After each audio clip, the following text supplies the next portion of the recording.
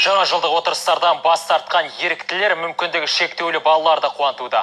Қайырымды жандар сал ауруына шалдыққан бүлдіршіндердің үйлерін аралап, сыйлықтар таратып жүр. Тіпті түрлі мерекелік кештер өткізуде. Осылайша алдағы 2 күнде 150 балаға қуаныш сыйламақ. Мейірімді жандардың батыл бастамалары жайында әріптесіміз Жұлдыз Байділда тарқатады. Асығып келем, қалың қардан өте алмай келем. Жаңа жыл алдындағы ұжымдық отырыстардан алғашқылардың бірі болып бас тартқан Сағатбек Қуанышбайұлы. Қызылорда тұрғыны бұл ойынмен әлеуметтік желіде бөліскен. Оның бастамасын жерлестері әп-сәтте-ақ қолдай кетіпті. Отырыстарға қарасам, көп қаражат жұмсалатын отырыстар болып тұр. Осындай бір ой келді бір сәтте. Осы неге мен бұндай отырыстарға шығындалғанша, осы бір қайырымды бір жақсы іспен айналыспасқа деп Facebook әлеуметтік желісіне өз ойымды білдіріп пост жазған болатынмын. Өзім сияқты мейірбан жандар қолдай кетті. Идея авторы бастапқыда қайырымдылық акциясы мұншалықты ауқымды болады деп ойламаған екен. Өйткені шараға қатысушылар саны күн өткен сайын артып келеді. Бірі қаржылай қолдау білдірсе, екіншісі көлікпен қамтамасыз етіп, ендігі бірі заттай көмектесіп жүр.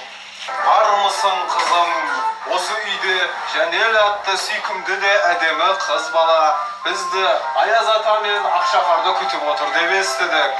Сиқырлы керуеннің сыйлығына алғаш болып қол жеткізгендердің бірі Жанел Өрікбаева. 6 жасар балақай туа бітті сал ауруымен ауырады. Жаңа жылдық ертеңгіліктерге қатыса алмайды. Сондықтан Аяз ата Ақшақардан бастап ертегі кейіпкерлерінің кейпінде киінгендер өздері келіп есте қаларлық кеш өткізіп берді. Жаңа жылда аман-есен келіп, қызымды көңілін көтеріп, қандай неге көтеріп атсыңдар, көптен көп рахмет. Аман-есен жүре берейік, бәріміздің дендеріміз сау болсын. Ауырмай қызым жүріп кетсін, аман-есен соны тілеймін. Шын пейілмен ниеттес еріктілер енді бұл дәстүрді одан әрі жалғастырма қойды. Қызылордада мейірімді жандардың саны өте көп. Қатарымыз күннен күнге өсуде. Алда Наурыз мейрамы бар, басқа да мейрамдар бар. Ерекше бүлдіршіндерге арналған қуантатын осындай іс-шаралар жалғасын табады. Мейірімді жандар алдағы 2 күн ішінде 150 баланы қуантпақ. Үйден шығуды ауырсынатын 50 баланың үйін араласа, ал өз аяғымен келе алатын 100 науқас балаға ертеңгілік ұйымдастырып бермек.